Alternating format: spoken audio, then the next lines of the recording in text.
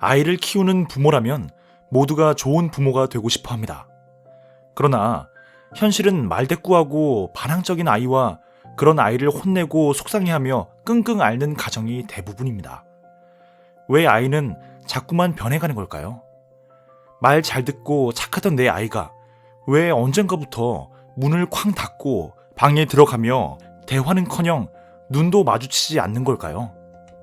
부모에게는 아무 문제가 없는데 우리 아이가 아무 이유 없이 변한 것일까요?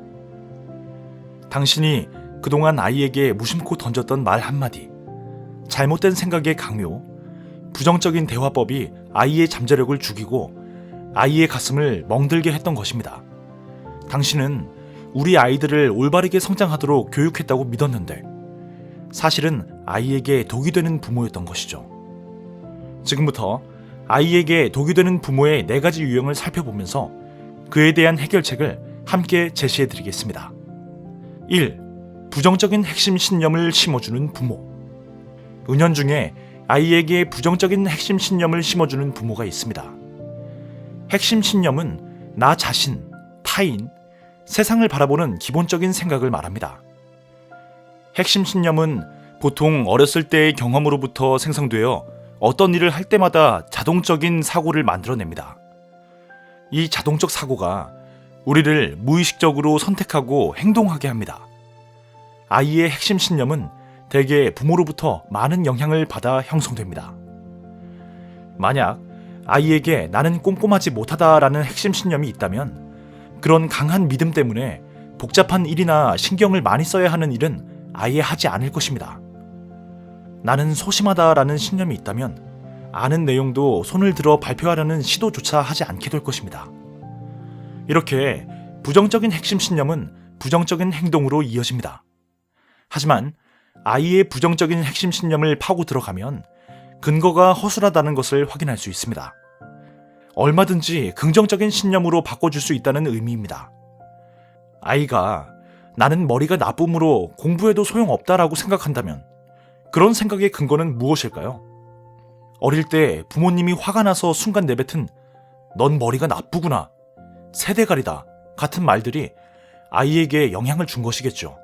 책을 읽고 생각하고 공부하면 더 똑똑해질 수 있는 아이의 머리를 그렇게 부정적이고 단순하게 표현하는 건 당연히 잘못이고, 따라서 아이의 그런 신념은 근거가 없는 잘못된 것입니다. 아이가 가지고 있는 부정적인 핵심 신념을 바꾸도록 도와주어야 합니다. 아이와 함께 좋은 사람들을 만나 좋은 에너지를 공유하고 전혀 새로운 것에 도전할 기회를 제공해 주어야 합니다. 긍정적인 핵심 신념과 생각이 아이의 발걸음을 성장으로 향하게 할 것입니다. 2. 아이의 잠재력을 죽이는 질문을 하는 부모. 우리 인생은 수많은 가능성을 마주하게 되는데 그 가능성을 열기 위해서는 끊임없이 질문해야 합니다. 그런데 오히려 질문을 통해 아이들의 잠재력을 죽이는 부모들이 있습니다. 공부 열심히 했어? 도대체 무슨 생각으로 그런 거야? 이러한 감정적이고 부정적인 질문은 아이들을 막다른 골목에 몰고 아이의 가능성을 말살하며 스스로 동기부여하는 힘을 원천적으로 차단합니다. 아이를 성장시키는 질문을 해야 합니다. 질문에는 힘이 있습니다. 질문하면 생각을 자극하게 되고 상대방의 생각, 감정, 욕구를 알 수 있습니다.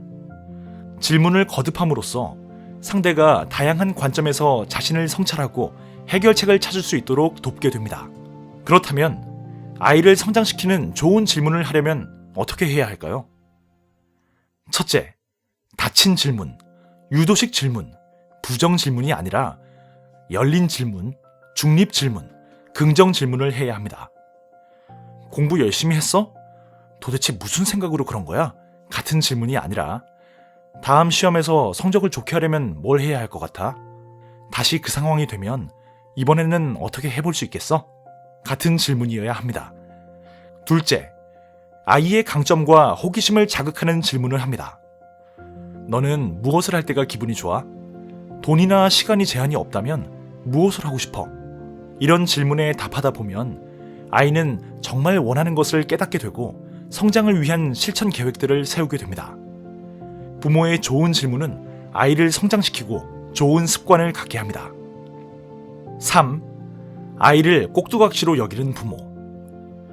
아이를 부모의 꼭두각시로 여기며 부모의 생각과 꿈을 강요하며 원하는 대로 마구 이끄는 부모가 있습니다. 그 결과 아이는 부모가 원하는 대로 학원에 억지로 끌려가며 그저 하루하루 답답하고 무기력한 나날 속에 꿈과 희망을 잃어갑니다. 아이의 잠재력을 키워주기 위해서는 아이의 보이지 않는 마음을 볼 줄 알아야 합니다.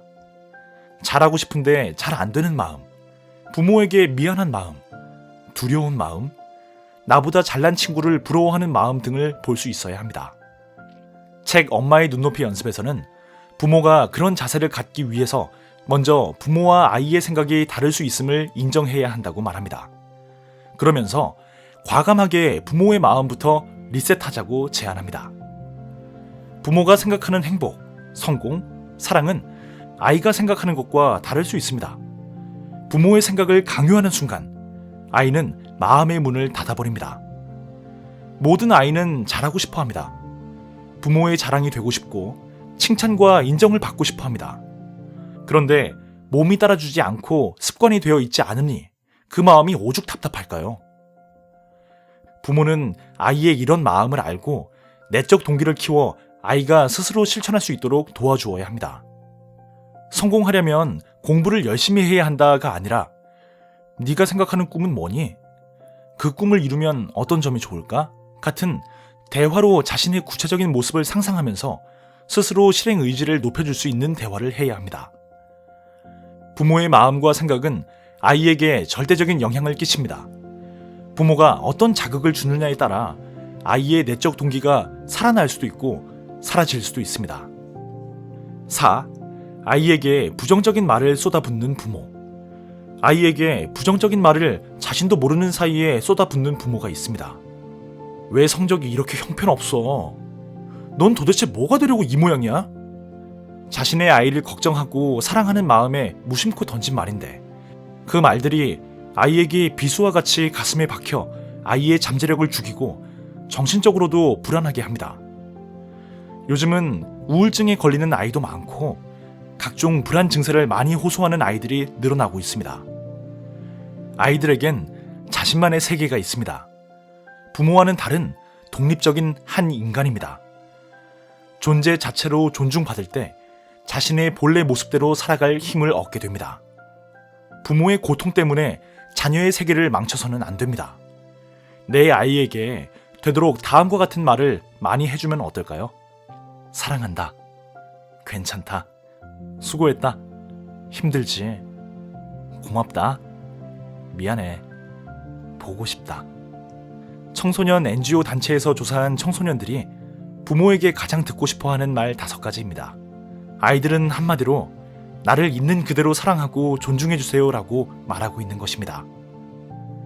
자기만의 색깔을 가지고 싶어하는 것입니다. 아이가 어떤 생각을 하며 어떤 가치관을 가지고 살아가는지 부모가 호기심을 가지고 그 마음을 읽으려 노력해야 합니다. 마치 다 아는 것처럼 섣부르게 판단하고 명령하는 순간 관계는 단절되어 버립니다. 10대 때는 자신을 잘 모릅니다. 홀로 조용히 생각하면서 다른 사람들과 소통하면서 스스로 어떤 사람인지 알아가는 중입니다. 그러니 존중하는 마음을 갖고 아이가 듣고 싶어하는 5가지를 말이나 문자, 표정 등으로 표현하며 기다려주는 것이 어떨까요? 추가로 무기력한 우리 아이의 꿈을 실현할 수 있도록 도와주는 NLP 대화법을 소개해드리겠습니다. NLP란 오감과 뇌를 중심으로 상황을 구체적으로 상상하며 대화를 하는 방식입니다. 예를 들어 보컬로 대학을 가고 싶어하는 아이에게 성공적인 밴드 연습을 상상하도록 질문해 보겠습니다. 토요일 아침이네. 시계가 보여? 몇 시야? 8시예요. 그래, 그러면 나갈 준비하자. 몇 분 정도 지났어? 20분 지났어요. 지금 옷 갈아입고 가방 챙겼어요. 그래, 그럼 나가자. 연습실까지 어떻게 갈까? 버스 타고 가요. 도착했니? 네, 방금 도착했어요.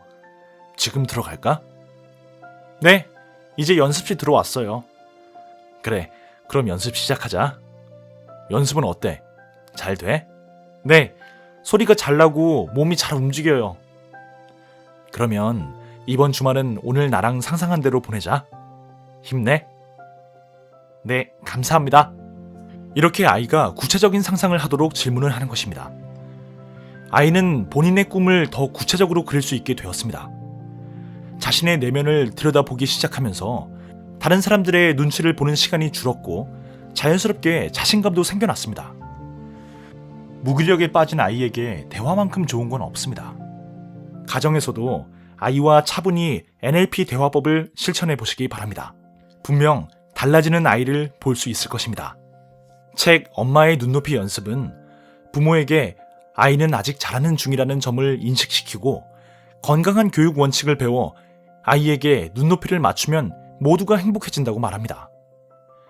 게임에 빠져 있거나 삐딱하게 말대꾸를 하는 아이를 지나치게 걱정하며 나는 좋은 부모가 아닌 걸까라는 생각에 매일 밤 후회하고 자책하는 부모들의 걱정을 덜고 그 대신 아이와 눈높이를 맞추면서 잠재력을 키워주는 교육 방법들을 실천함으로써 무기력했던 아이의 자존감을 되살려 줄 수 있다고 말합니다.